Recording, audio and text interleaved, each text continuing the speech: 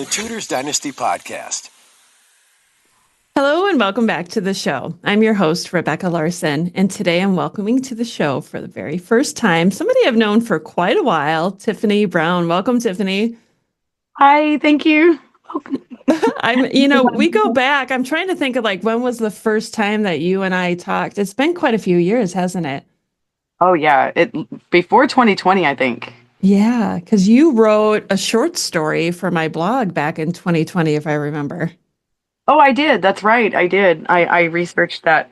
I researched chess for that a lot. Yes, that's when I was trying to build the Decameron, like they did in medieval times when the plague was roaming through Europe, and had a bunch of people, including Tiffany, write up these little short stories so that I could build my own version of the Decameron. But I think I only made it so far. I think I had about six people maybe who wrote shorts. That's not my specialty, but yours was very good. So thank you for that. Thank you. I felt amazing. It made me feel amazing. I enjoyed it very much. Oh, good. So I guess in a nutshell, I'm just saying Tiffany and I have known each other for a while. She has always had an obsession with John Dee. And this is a subject I know very little about. And so that's why I invited Tiffany here today, because I want to learn about John Dee and I want to teach everybody else about him. So to get started, I'm going to ask you the cliche question, why John Dee? Oh my God, I thought you'd never ask. So Dee is just amazing. There's so much information about him. When I first stumbled upon Dee, it was under the idea that he was this polymath and that he was 007, and I didn't really know anything else about him. And then the more I dug, the more I found out, and there's just so much to learn, and more and more. And there's these whole swaths of people, other groups of people that were interested in education about Dee, whether it be in metaphysics or science or history, his interest in spirituality, him as a witch, the influence that he's had on history, whether it's been for good or bad. I'm just absolutely floored. He's amazing. I love that you love him so much because that's where the passion comes from when you're so excited. I want to know let's go start with maybe his background a little bit because he was born during the reign of Henry VIII, right? Yes, he was. And his father was Roland Dee. He was a servant to King Henry VIII. He's often called a vintner to the king. He poured his cups and arranged his dinners. Really, he was a close servant of the king. And he intended that his children should never benefit from his close association with the king, which is maybe partially prophetic for Dee, maybe. So he does enable his son to go to school, and he Dee goes to John's College, and he gets his bachelor's and his master's there. But they do not approve him to become a fellow. But King Henry VIII makes him a fellow of Trinity College, a founding fellow, where becomes the Greek underwriter or the Greek underreader. So he's not an important guy in the college. And later on in his compendious rehearsal, which is his something that he writes in 92 to Queen Elizabeth to explain his life and why he needs her support or deserves her support. But in his compendious rehearsal, he says that he first gets his reputation as a wizard during college, during a production of Pax Aristophanes, Peace is a Greek play, and in which there is a golden beetle that's lifted up into the air with an actor on its back, and he supposedly found the instructions on how to do all the pulleys and whatnot also, and he could understand that. And so put that into effect and blew everybody's minds and so got this wizard moniker. And that's maybe true-ish, less true than maybe Dee would have liked people to think.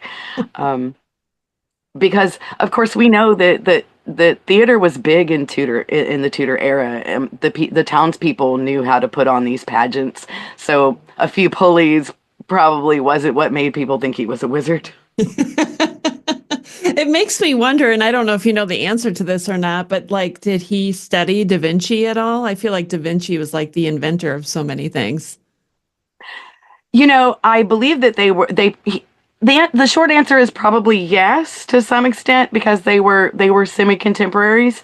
But he was really impressed with a fellow named Roger Bacon and also another Hermes Trismegistus, and I'm sure I've butchered his name.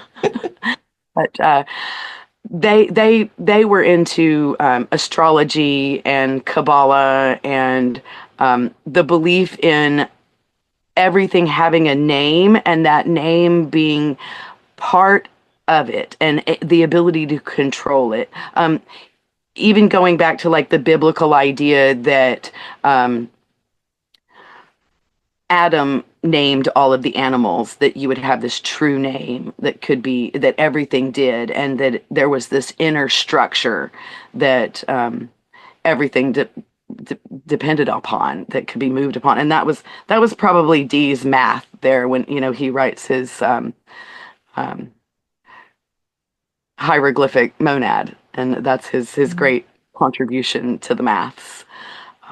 So he was, that's the word that they always use for him. He's a polymath. He knew it all. He was into math. He was into science, astrology, astronomy, cartography, exploration, history, genealogy. He was big into genealogy. He Oh. was very proud of his Welsh heritage and had a genealogy drawn up to show Queen Elizabeth how he was on a lesser branch, but still a branch of her family. So, Oh, interesting. Okay, so you mentioned he went to university. After he graduated from university, where did he go? What did he do with his life from that point? well, he may or may not have graduated. At least we know that he didn't graduate with his doctorate out of England, but he did go from England to Louvain and Paris, and he taught Euclid, or he wrote the opening for Euclid, and that this again was geometry. And at Louvain, it was required that if someone was going to be teaching on Euclid, which was almost like no one could understand it, so certainly hardly no one was teaching it. It was required that they be there. So when he's teaching Euclid at Louvain, it's standing room only. I mean, no one can get in, and he's very proud of that. He probably should be. He sounds like a very charismatic type of personality. Maybe I don't, or captivating. Like the way you talk about him, it seems like he knew how he had this passion and he knew how to get people interested in things. Yes and no. I think that after his life, that has really become true. And I think during his life, he really wanted that to be true. But I think time and time again, that it was the passion and the interest maybe that drew people in. But being personally charismatic wasn't really his thing. Like, somehow he was never a favorite of Queen Elizabeth, even though she would visit him at his home and would learn from him, and roughly was even the same age. And, many times there just seemed to be someone else just a little shinier and would get the job instead of him. And, that again and again seemed to be his lot. Oh, poor guy. Okay, never mind. I take back what I said. Oh, I'm glad you asked. Okay, so he was doing some teaching of complicated math. That's how I'm going to describe it. Yeah. I know I'm going to jump all over the place here, but I know he was married several times and that his first two wives died rather quickly, which made me immediately suspicious. Well, Okay, so Catherine Constable was his first wife, and he really was married to her for almost a decade. So that's that's a reasonably long time. That And is true. they didn't have any children, and one might venture to guess that she may have been older than Dee. And then when he married his second wife, her name is Jane. Everyone's name is Jane. But when he marries Jane, it's maybe 3 years after Catherine Constable has died, and she is married to him for 27 years. There is possibly a wife in between those two, um, for this little 3 year period, but I kind of suspect that that might have something more to do with Jane Dee's father not wanting her to marry John Dee in the first place, and maybe there was like two weddings, and I'm not really sure that there was really this second wife in between in between Catherine and Jane, but there might have been. Okay. There This is there why is that. you shouldn't trust Wikipedia. This was I think when I glanced on there earlier today, I saw something and maybe it was me misreading it, but I thought it said something like he had only been with them like a year before they had died or is that No, too? that's probably D propaganda. Yeah. That the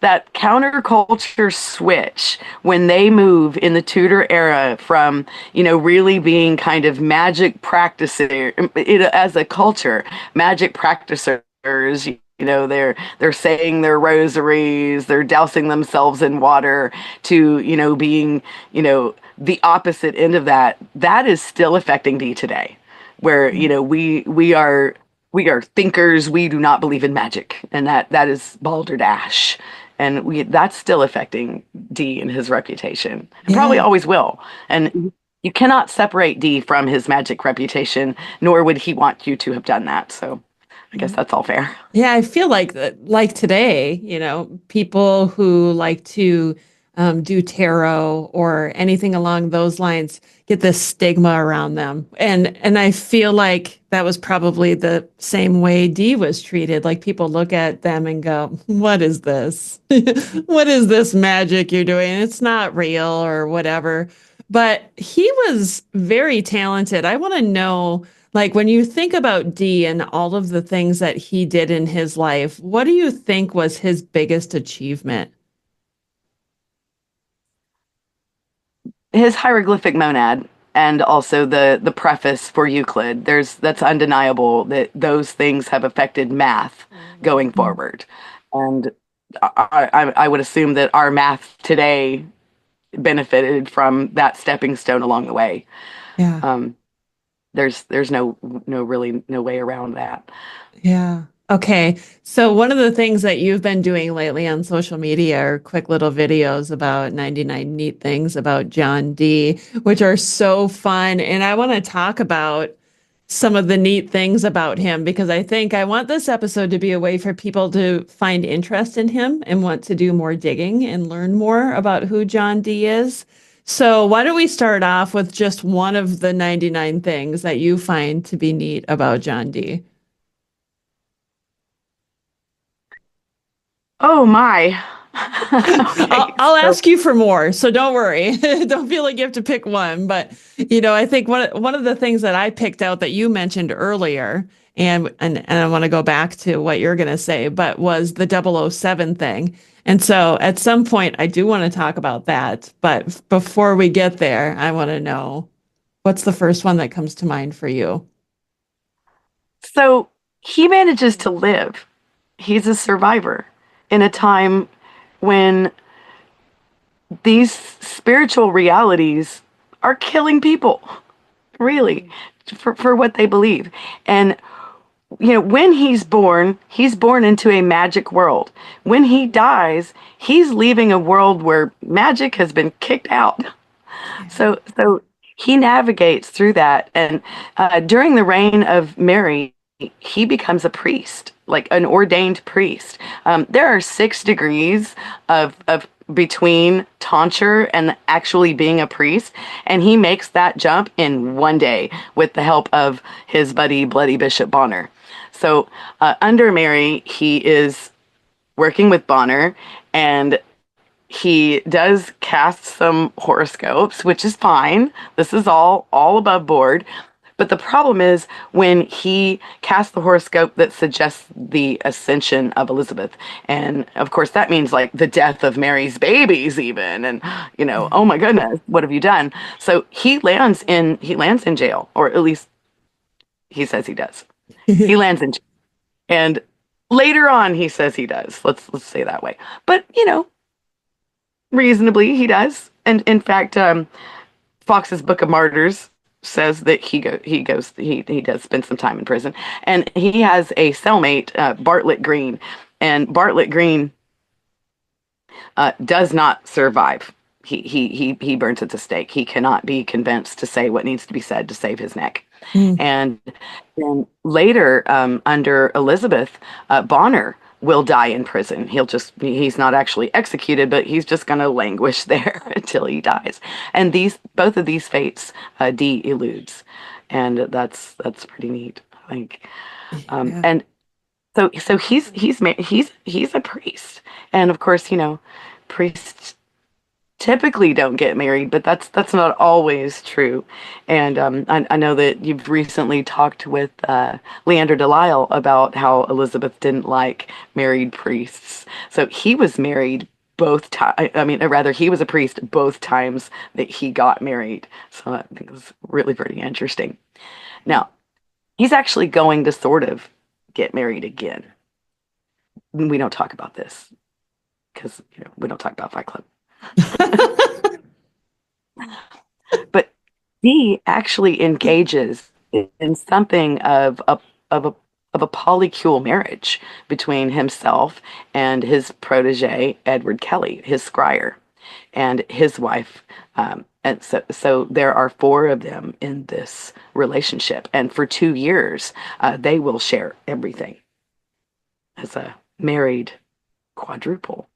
Ooh, interesting. So, Yeah. okay, so that was one of the things that I saw on Wikipedia was where they had mentioned that maybe one son was not Dee's. Oh, that's right. That's right. Trebone, I believe, what was his name? It's Theodore, Gift of God. Theodore Trebone, yes. So there's no way to know if he was Jane's child or not because they were both sleeping with Jane. And Kelly's wife was probably too old to have children. She already had an adult child who would go on in Rudolph's court to be a poet later on. So Kelly had become, I believe, concerned about his own ability to have children since he had married this older woman. And it was Kelly who saw the visions where the angels were insisting that they should share everything. And they reiterated that they did in fact mean everything. I just imagine this conversation like, yeah, God sent me this vision and he wants me to share your wife with you. Oh, well, he played it off. He definitely did the, oh no, well, I think they meant this. Dee's like, no, they couldn't have possibly meant that. And they're like, no, I think he did. Let's check. They did mean that. He really kind of played it off. And of course, the angels were going to withdraw their favor and they were no longer going to help them make the Philosopher's Stone to create gold out of nothing, out of son of Mercury or son of Ferris, but they had these successes. In theory, supposedly Kelly is producing gold, and now he wants his comeuppance. He wants paid. I love this. So saucy, so scandalous. Okay, so we go from the scandal to let's talk about his prediction for Elizabeth I's coronation, right? Because I feel like that's the one thing we hear the most about how she went to him. How did that come about? Was he already familiar with her, or how did she know about John Dee? So I really think that the answer is yes. I really think that we cannot trace a first meeting. His home of Mortlake is right up against the lands of Richmond Palace lands, and she spent a lot of her young life and her older, she dies at Richmond. She spends a lot of her time at Richmond, and Dee would have moved in these circles with these same kids. I mean, even though she's the princess and kind of away from court, and he's obviously not a princess and away from court, but they're still moving in a lot of these same circles. He is deeply involved with the Kentish nobility, and that's the Dudleys. That's your and he's Dudley's man, and he's Pembroke's man. He is originally he does a lot of work for Black Will Herbert, who is the husband of Anne Parr. Oh, And yeah. so he knows these, and he's deeply involved. He's deeply involved and close to Mary's administration. And his father is caught up in the scandal with Lady Jane Grey, and he doesn't die, but he just kind of, between the scandal with Lady Jane Grey and then a following scandal with the Wyatt Rebellion, he kind of just loses credibility and is probably lucky to retire into obscurity, and it kind of messes with Dee's reputation a bit through his life. But so Elizabeth is introduced, we'll say, when she ascends the throne, because he's Dudley's man, and probably they have already decided what day is going to work for the coronation, but they traditionally, Dee chooses the date. He probably gives it the stamp of approval for the astrological signs. It does rain. Yeah, that didn't quite work out in his favor that way, did it? No, but she does reign for a very long time, and at the time she's the longest reigning monarch. So, Yeah. I mean, one could argue that you could really have a hard time picking a day when it's not going to rain in England or in London. Yeah, that's true. Okay, I have to go back because you said John Dee was Dudley's man, and when you say Dudley, do you mean John Dudley, the future Duke of Northumberland? Yes, absolutely do. And his father before that, really, Oh, he's absolutely, and Roland, his father, is tied in with the Dudleys. We have close ties to the Dudleys for sure. So, yes. So Leicester is the one who puts him forward to choose the date, and again and again, his fate is kind of tied to Leicester. When Leicester is doing well with Elizabeth, Dee is doing well with Elizabeth. hmm. When Leicester marries Lettice Knowles, all of a sudden she cannot be bothered to talk to Dee for the moment. He makes the mistake of petitioning her like right after Leicester falls, and like that goes nowhere. And she's like, "Do I even know any of y'all now?" And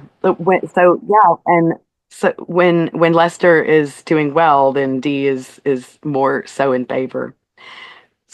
So So, yeah, there really was a connection then between him and the Dudleys if his favor rose and fell because of them. yes, not always, but yes, very much so. That is very much true.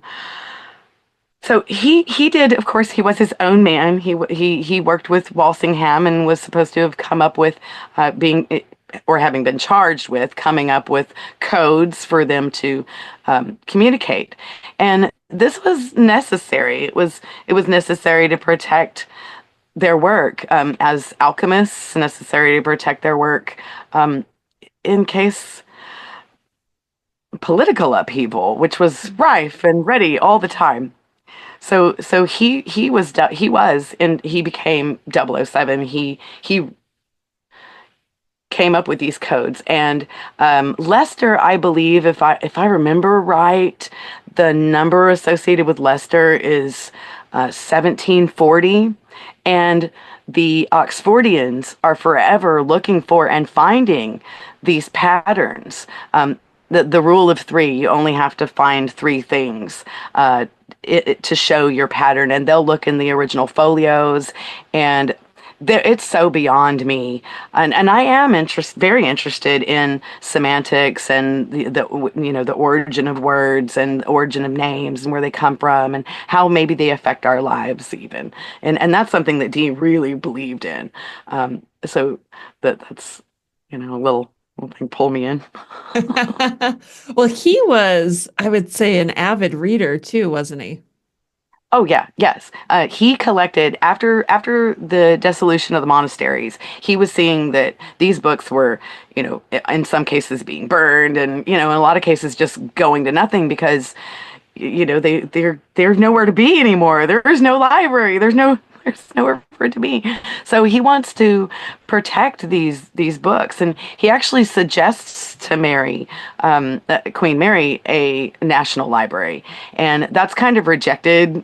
But eventually they pick it up and kind of do it without him.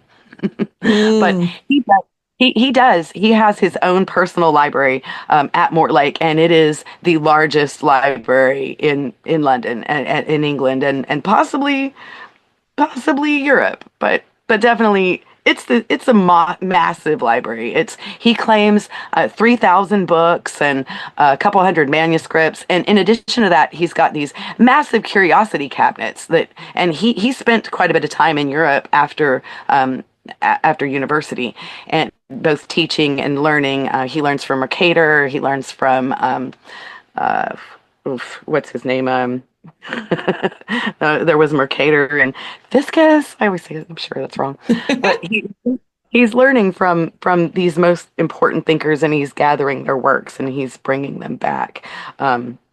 Nunez is one that he learns from, Pedro Nunez, and what are called loxomal lines. So as you move, as you move away from the equator, as you get closer to the poles, the parallel lines get closer together when you're trying to travel. And so to plot these lines, um, Dee perfected his paradoxal compass. And this I believe, helped the sailors probably to draw up and map these closer lines while they're up there. I'm assuming it's helping them put pencil to paper like a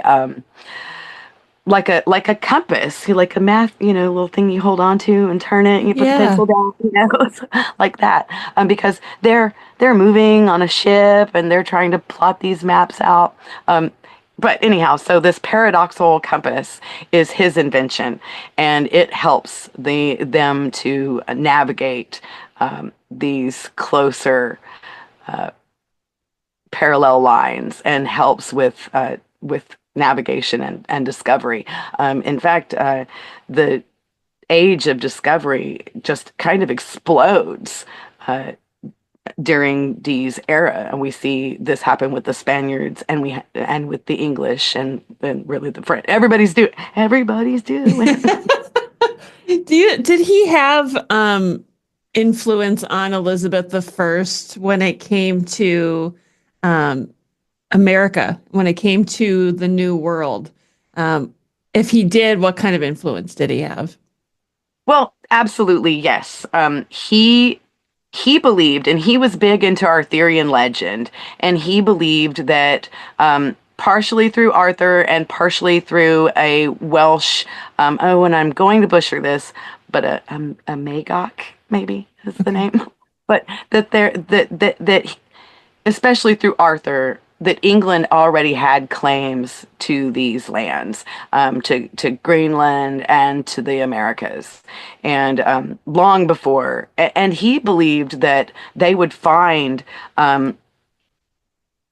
British-looking people along the Northwest Passage that would prove that they had already been there. He expected to find even cities of very European-like people already there. That and he kind of sold that idea, and Mm. he believed in and many people did, believed in an idea of a last emperor, of a final emperor. And he really sold this idea. Uh, he sold it all over the place to anyone who would listen. But in this case, he sold it to Elizabeth, that she should be the last emperor and she should be queen of the world and queen of Israel, queen of Jerusalem. Oh, every ruler loves to have a bunch of sycophants around her, doesn't she? Can't You beat it are with you are amazing. You're gonna be this emperor of the world. You can do no wrong. all of these things are already yours. All you have to do is claim them. Yeah, They're all yeah. yours. I do Right. like the idea that he thought that there were already English looking people in America because I think we know now, right, that the Vikings were probably there well before anybody else too. Yes, and I don't think he was wrong. I think that that's what I really think that he, I don't want to say already knew, but things that we're proving now were things that weren't quite as lost as they are now then. Yeah, yeah. And I want to go back for a second when you were talking about his book collection. And it reminded me, I don't know if you've ever watched Discovery of Witches or read the I books. have not. I I, avoid the I, fiction. I have this weird obsession with time travel stuff, like where people can travel back in time to like the 16th century from modern day. I love those little time slip type novels and stuff like that. But in Discovery of Witches, and I don't know if it was in the books or not because I didn't read them, there is a scene where they travel back to the 16th century because they are looking for a specific page in this book, and they need this page to be able to complete something.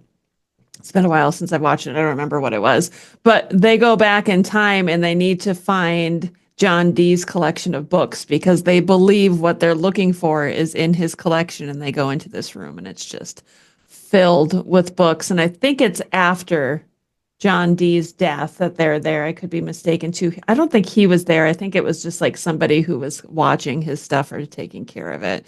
But I loved that scene because it was so cool, them going into this library in the 16th century, digging through books, looking for something that John Dee had hidden. Some of that is true. So some things like that happened. So there were two clutches of his books, so well maybe even three, that were found after he died. So when Dee went off to the continent with Lasky, he left England with Count Lasky, and he would spend 6 years on the continent. And when he left, his books were essentially raided and kind of disappeared off of his shelves. They really went to other scholars, people that were kind of already into his books, and yeah, but and some of them went to Bartholomew Frohman, or rather to the son-in-law, not the father. Um, but he lost his library and was always really hurt about having lost his library. When he dies, his library through Cotton will go to form the backbone of the British Library. Um, Nicholas Saunders is one who scratched out over and over again inside of his books is Nicholas Saunders' name, where he's written in and taken them. But there is a cache that is found inside of a locked box. There's a hidden compartment that's really probably where you get some of those stories that we get. Dee actually had the locked compartment, and there was a cache of papers found in the locked compartment. And that was the last bit of his that were found. Previous to that, there was this big Indiana Jones sort of let's find the stuff buried at Mortlake, and it was Cotton again involved in finding that, and Cotton would have Merrick Casaubon to do the translations and get that all written out, and that's when you have the conversations, the relations with angels conversations. They call it something shorter, fair and present. That's not it, but so yeah, so that's where we get that. So there is these hidden things that come up after Dee dies, and there is this almost like a bigger interest in Dee after he dies than there was when he was alive. And in so many ways, his legacy continues to get bigger and bigger all the time. A few years ago, I felt like nobody knew who Dee was at all, and it was always, well, he was to Queen Elizabeth as as Nostradamus was to Catherine Medici, or I have to explain, oh, well, he influenced Ian Fleming to write 007, and that's how people could relate. And now there are more and more people who know who Dee was for himself. And of course, the interest in possible alternative Shakespearean authorship has exploded since the work of Alexander Woe, who's recently passed away. But he was able to really, I think, maybe prove might be a big word, but he was really able to show these patterns in a lot of these folios. And it seems a little silly to us today, but just like we have sign culture, if you see a McDonald's sign, you know what you're looking at. There's no question in your mind. And they really had a very similar sign culture when it came to badges of coats of arms and things like that, and symbolism in general. They understood things that we wouldn't, looking. And these were, in a lot of cases, very wealthy and very highly educated and bored people. And they absolutely did write these codes, and it was their fun. There is no doubt that these codes exist and are there just for the finding. And we're just just the tip of the iceberg. And very, very, very smart people are doing this. And I just think that I'm super happy that I have discovered any little thing that I think that, oh, maybe I can add to that. That's always a good feeling, though, when you're researching a person, to know that you had some influence or some impact on the history that's written. Like, oh, nobody has found this before. I think that's what we're all going for as researchers or historians, is let me see what I can find, because maybe nobody has found this before, and this will shine a different light on this figure from history. Right. It's Yeah. true. We Let's all want to be a part. go ahead. No, go ahead. Oh, we all want to be a part of history. We Yeah. do. And just that D was an everyman. He was a normal average guy. He wasn't, yes, he was really smart, and yes, he was into magic, but that was not unusual. When he was born, that was very commonplace. And when he was going through college during the Henry era, that was still the thing. He wasn't really a real far out there warlocky witchy guy that we've kind of painted now. Yeah. That's fun to think about, but there were a lot of those. A lot Well, of those. we have to remember too, right? That Thomas C. I was thinking about Thomas Seymour, and he's always on my brain. Okay, anyway, we have to remember that Henry VIII liked astrology. So this wasn't unusual for the time. If the king is into something like this, well, then you're safe. Well, and they all did. Mary, Edward, Elizabeth, they all, and not only them, but on the continent. And interestingly, I think Cecil was really into it. Like, he really was a big believer. And I mean, if there was a supernova in Cassiopeia, it would very likely mean something for our government. And that could be bad. So we want to mitigate whatever that might be. And there was the supernova in Cassiopeia, and there was also Halley's comet, and I believe there was another comet, I think, in 77. So there were these big things going on. There was a conjunction between Jupiter and Saturn in one year that was supposed to have caused the end of the world, and all of the everyone wanted to be the last world emperor, and you better get on it fast.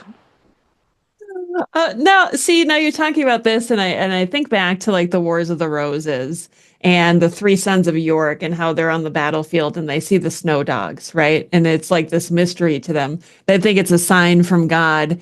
Did John Dee understand the science behind, let's say, sundogs, or did he know what a solar eclipse was or a lunar eclipse? Because it always seems like during this time it was a mystery to these people, but he seems like a man of science. So did he understand these things?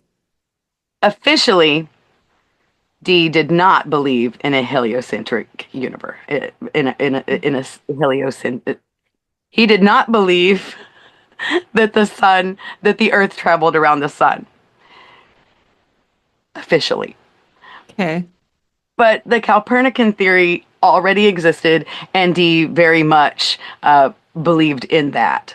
When he would write, that's not the that was very dangerous. So yes, the answer is yes. He did understand. He did very much understand. Did not believe in a flat. He did not believe in a world where the sun traveled around the world, and and I think that a lot of sailors will tell you that the horizon disappears, and you keep sailing towards it. They knew the Earth was round. Oh, what? I thought it was flat. No, our Tudor people did not think the world was flat. That is absolute balderdash. That's too funny. That's too okay. So we're talking about John Dee's life, and we briefly touched base on his marriages and one of his children or possible children. He had several children, and I'm curious if any of them took up his legacy. Were any of them as interested in the things that he was interested in? I am so glad you asked. Yes. Okay, so unfortunately for poor D, most of his children did not live to be older than didn't he did they died before he did, most of them, Okay. including Theodore of Tribone. But he did have a son, Arthur. Shocking. I know we love the Arthurian legend, Yeah. Arthur. And Arthur does do scrying, and Arthur becomes in his life, long after his dad, he is the best friend of Sir Thomas Browne, the esoteric of Norwich. So, like it doesn't end with Dee. Yeah. This continues, and I'm not sure about his own kids, but I do know that when Dee dies, he already has two grandchildren. So, yay, good for Dee. Oh, I love that. I love that. Okay, so is there anything about John Dee that we haven't covered today that you wanted to make sure that people listening or watching know about him? So much. When we get off of this, I'm going to kick myself over and over again. And there are D fans who are yelling at me right now. They're saying, "Why didn't you?" There is so much to know about D. It's I wish I could pick out the one thing that I know I've forgotten. Um, the hieroglyphic monad. It meant everything. It was the most important thing to him. I guess that's what I would leave with. The hieroglyphic monad was for him the amalgamation. It was the language that was going to answer everything. It was the philosopher's stone. It was the answer. His hieroglyphic monad. It was, it's kind of shaped like a little guy. It's got a circle, got a hole in it, the little, little legs, and that it meant everything. It was it's this enigmatic shape that has just kind of come to be synonymous with alchemy. But that was Dee's baby, and Yeah. I think that's what he would want us to be talking about. He would want to be talking about his interest in language and how that controls everything. That everything has its true name, and if you Yeah. can learn to call it by its true name, you can learn to control it. I love that. Okay. Well, you mentioned about all the things that you may have missed today. And, for those who are familiar, let's bring up Tudor Con, shall we? Because Tudor Con is an event that has been going on for many years. Before it was Tudor Con, it was the Tudor Summit. And I think I talked at 2 Tudor Summits and maybe 1 Tudor Con. And I'll be well, I won't be physically at Tudor Con this year. I'll be doing a virtual talk on Thomas Seymour. But you are also going to be at Tudor Con this year, aren't you? Yes, yay! And I'm a little excited. yeah, so of course you're going to be talking about John Dee, right? I am, absolutely. John Dee is my bag. I love it. So if you're interested in learning more about Tudor Con or seeing Tiffany talk more about John Dee, I'm going to include some links in the show notes too for you to check that out and look at getting some tickets. Because I think you can go in person or you can do it virtually, correct? Yes, you can. Yes, Yeah. I usually attend online myself, but this year I'm going to be in person.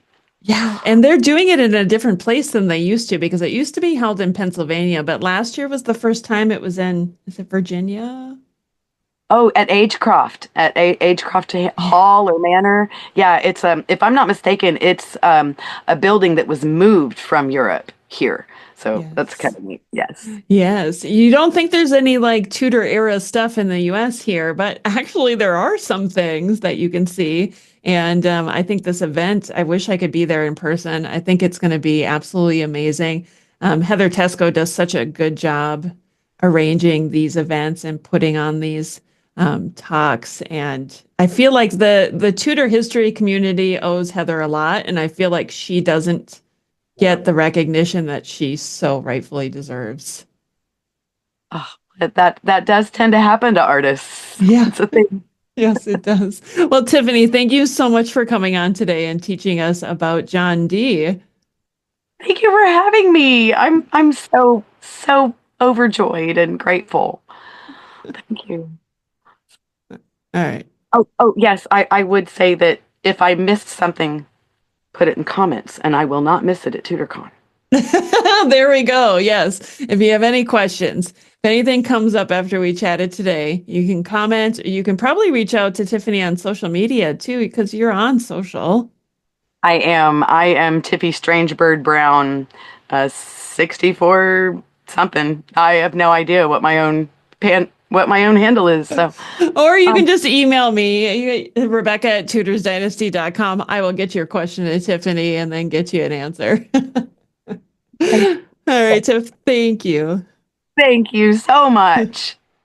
And that concludes another episode of the Tudors Dynasty podcast. Thank you so much for listening. If you love the show and would like to show your support, consider becoming a patron over on Patreon. That's patreon.com/Tudors Dynasty. Over there, you'll get commercial-free episodes, early access, and some patron-exclusive content as well. If you would prefer to show your support in another way, head on over to my website, tutorsdynasty.com, and click on the shop to see some of the new merchandise that I have available. Thank you so much for listening. Until next time.